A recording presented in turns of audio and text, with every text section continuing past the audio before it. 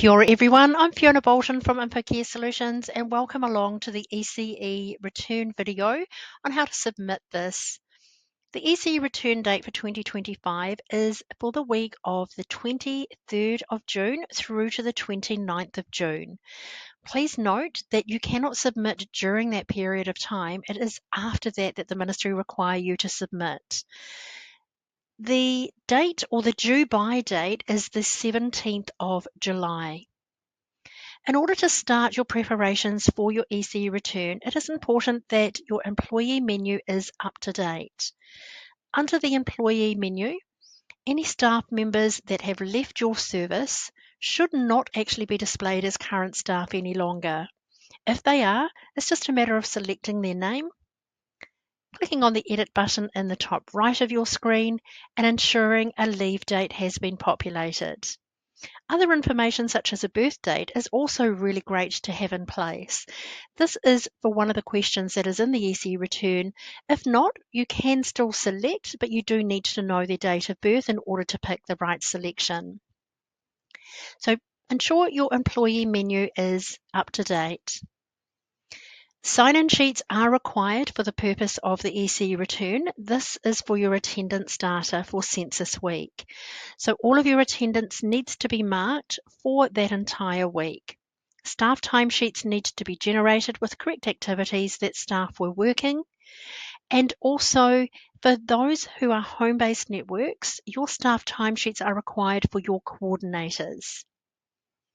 Okay, we do have another report available to assist you with answering some questions about how many hours staff worked Census week. This is over and above the times that they were in contact with children. So it is really great to get this report printed or saved to your computer before you start compiling or composing the information in the ECE return. Under Reports, select Staff Reports and Time Summary. Ensure you have the right week, which is Census week, 23rd to the 29th. And the first option in the list is worked by activity type. That is the form that will benefit you in composing questions in the ECE return. Another handy tool is to select the decimal format before you click print. So we're going to apply that decimal format change, and it is this far right-hand column that your focus will need to be for the purpose of answering some questions. It is okay if you leave it off decimal format and have it in hours and minutes, whatever you prefer. It is definitely better to have it in decimal if you can, because you do need to round up to the nearest whole number. Okay, so we've got now our employees up to date. We have our sign-in sheets generated. We have our staff timesheets generated. And we also have the time summary report to show us the total hours staff are working. Before we do start the ECE return, it is also advisable that you have handy your employee folder. You will be asked a series of questions in the ECE return pertaining to staff's qualifications. Okay, when you're ready to make a start, Reports, MOE Reports, ECE Return, Census. We do also have some little tips and tricks on screen. Again, make sure your attendance is up to date for the return week. You've updated your staff details and ensure all children have been allocated NSN numbers. We also have a link to the Ministry's website here should you wish to have a look for more information pertaining to the census. Okay, the date by default is the correct date, 23rd of June 2025. When you first start your ECE return, it will be a matter of you just clicking the continue button and populating each screen as it pops up.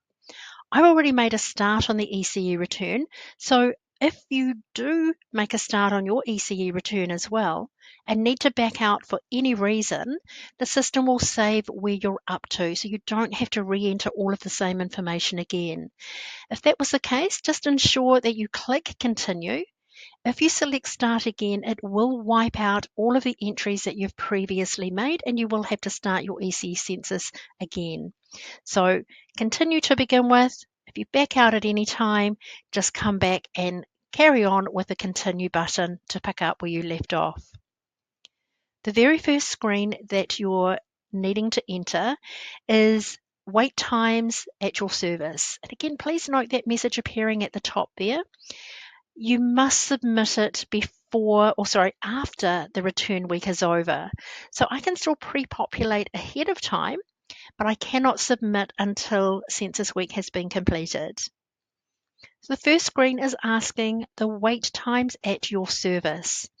And for each age group displayed on screen, you need to select one option to indicate how long a child wanting to start in your service today would have to wait for a position. It's just a series of drop-down boxes, so select the appropriate choice for each age group and then click Continue. The next question is asking for teaching languages at your service. So this can also be sign languages if that is a formal part of your communication at your service. Please note this must add up to 100%. It can't be over, it can't be under. It needs to be whole numbers up to 100%. These are the selections I've made. Again, once your choices have been made, just click the Continue option. And we're now at the area where you need to answer information or questions pertaining to your staff. So please note that if you do have any relievers who did not work during census week, they can be excluded from your census. And I'll show you how to do that. But any reliever that did work as well as your staff during census week, you do need to include information and answer questions regarding them. Any staff member that left your service during the last ECE return submission, their names will potentially be showing here as well. However, if they did not work census week, again, we can exclude them from being in census. Each name has to be selected and a series of questions needs to be answered for each one in the list. I have already pre-populated or pre-answered some of the questions here for the purpose of this video rather than go through each individual staff member. So here we can see that we've got some staff members that I've already included in the ECE return, some that are not included. If I select Denise Delta's name, the way that you exclude from the return is just simply to click Exclude from Return. That will come up with a not included. So this staff member did not work census week. They are a reliever in my service and did not work. All of these other staff members that say did work, that has come through automatically because they do appear on your staff timesheets. So if we look at the list, I've included Andrea, Devon, Dylan, Fiona, not included the reliever Fiona, and I've included the next two. So I've got two more staff that I need to answer questions for. To do that, you simply click on the staff member's name and you do need to answer questions again pertaining to census week. What was the staff activity for the return of this week? Now, it could be that staff members are doing multiple roles across the same week. Enter what is applicable. Remember, this is just for census week. Once you've made your selection or selections, click Continue. You now have to answer questions regarding the education and care of children because that is what we selected on the previous screen, as well as a management role. For a registered teacher, the highest qualification must either be E20 or E25. Those happen to be the first questions here in your list. So select what this particular staff member has. I'm going to say they have a postgrad diploma or level 8 equivalent. Scroll down, we have the ethnicity. This comes from your employment menu. So a lot of this is pre-populated. Now, does this person hold a current practicing certificate? Yes or no? Is this person paid for the role at your service? Yes or no? Is this person permanently appointed in this role? Yes or no? And is this person full-time in this role? In other words, the ministry determine a full-time role as 25 hours or more. 24 hours or less is considered part-time. I'm going to say yes, this person is in a full-time role. Now, this also the ministry are asking you now for questions pertaining to contact hours.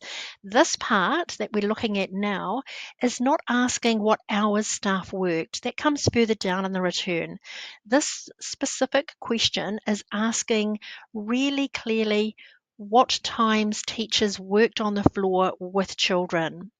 Now, with your children's attendance and your sign-in sheets having already been entered before you start your ECE return, we can see clearly here, this is when the first child arrived and left on the Monday. So the first child arrived at 8:05 and left at 17:30 or 5:30 p.m. on the Monday. Staff contact hours have to be the same or within. It cannot be outside of that simply because you didn't have children at 8 o'clock, you didn't have children at 7:30. Staff may have arrived at that time, but this specific question the ministry are asking is solely on contact time. What time were the teachers engaged in the care of children? That can only be when the first child arrives up until the last child leaves. So on Monday, this staff member only worked part-time. She didn't work Tuesday, Wednesday, Thursday, or Friday. This data has come directly from your staff timesheets. The children's attendance directly from your sign-in and out sheets. So we can see the staff member started at 9. That is within this time frame of the first child arriving up until when they leave. I don't need to make any adjustments here because she arrived at 9, she left at 5. It is within the time frame that children were there. So no adjustments at this point need to be made. Scroll on down and we now need to answer questions regarding the management role that she also worked this week. Is this person paid for a role at your service? Again, multi-choice, yes or no. Are they permanently appointed in this role? I'm going to say no at this stage. Maybe Stacey was just in a 2IC role because the manager happened to be away that particular week. Is this a full-time role? No, they were not full-time in a management role for Census Week. The next question is asking how many hours worked during the return week. So this is where now the ministry are asking a specific question on the total hours worked. This could include non-contact, administration work, etc. And this is where that time summary report comes in really handy. So that report we ran earlier in this tutorial, and we looked at the worked by activity type selection, and we opted in for the decimal format.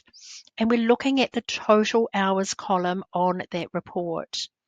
Now, the ministry do require you to round to the nearest whole number. And if this person did not work Census Week, then please put a 0 in the field. So in this case, I'm going to answer the question. I'm working on Stacey. On her form, it says that whole week she works 7.5 hours. I need to enter that or round it up to the nearest whole number. Okay. There, we're also needing to select the record the applicable age band. Now for Stacey, I don't happen to have her birth date in the employee menu. So if you don't have birthdays populated, you can't actually see the birth date or the current age of the staff member. So this is where you will need to remember how old they were or refer to your staff folder. However, if you have populated your birth date in the employee menu, it makes answering this a little bit quicker. I'm going to say she's in the 26 to 30-year-old bracket. And final question here, provide the age group of children that this staff member mostly work with during Census Week.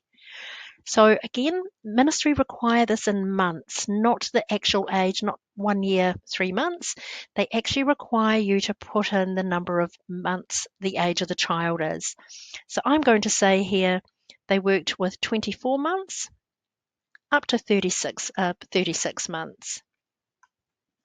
Click continue, and we've now included Stacey. So if we have a look, we're getting through our list. We're up to the last name now to include.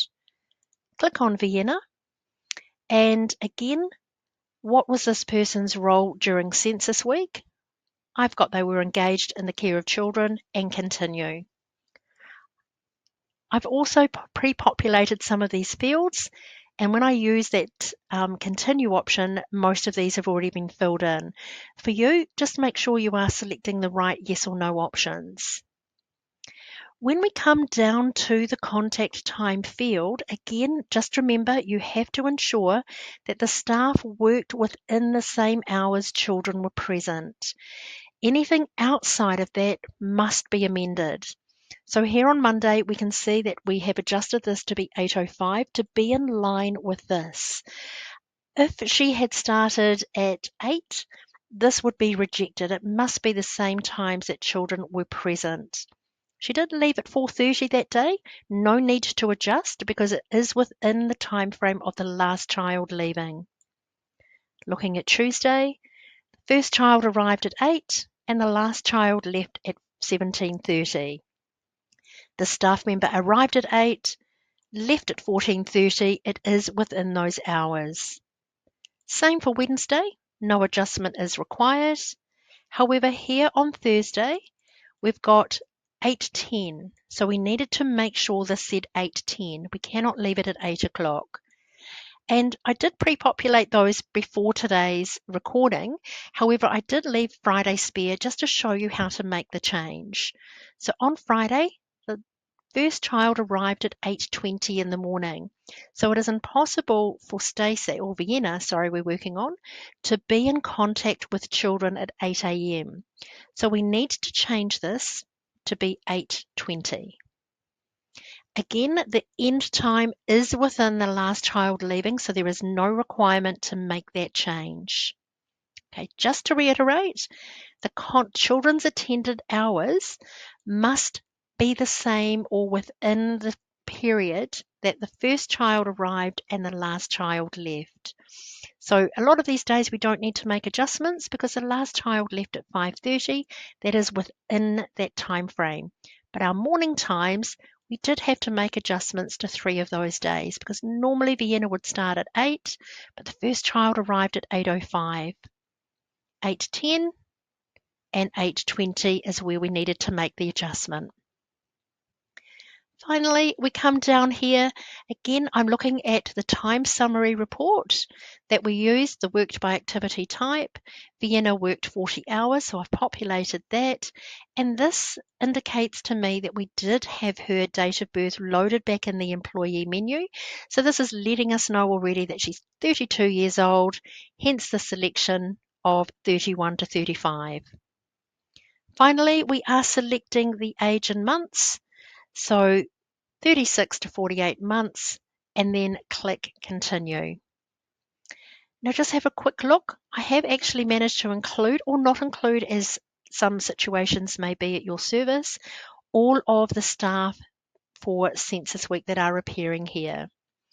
If you use a central pool at this point, you can now click on central pool and include any staff that worked Census Week. Remember, it is just those that worked Census Week. However, if you don't have the central pool option and no additional staff need to be answered, click the continue button, and it's asking us, by submitting this ECE return, you confirm that all data contained in this return is correct for the week beginning on the specified date. Do you want to continue? Select yes. And your ECE return has now been submitted. So it is letting us know that it has gone through. And if you've made a mistake, you can edit it and go back. You can click finish, you can print, you can edit. So if you do need to make a change, click the edit, make your change and resend. Also, Infocare will keep a record of that ECE return for you. Again, you do have that option to print as well there, but under Utilities, File Download, come down to the option of ECE Return. Here is my return that I've submitted for 2025. We can click on that, and this is what you have just submitted. There are all my teachers, and this is what the ministry or Eli will receive at their end. That is it. Thank you for your time today, and we hope you found this beneficial. And as always, should you need any support with this, please don't hesitate to reach out to our customer success team. Ka kite.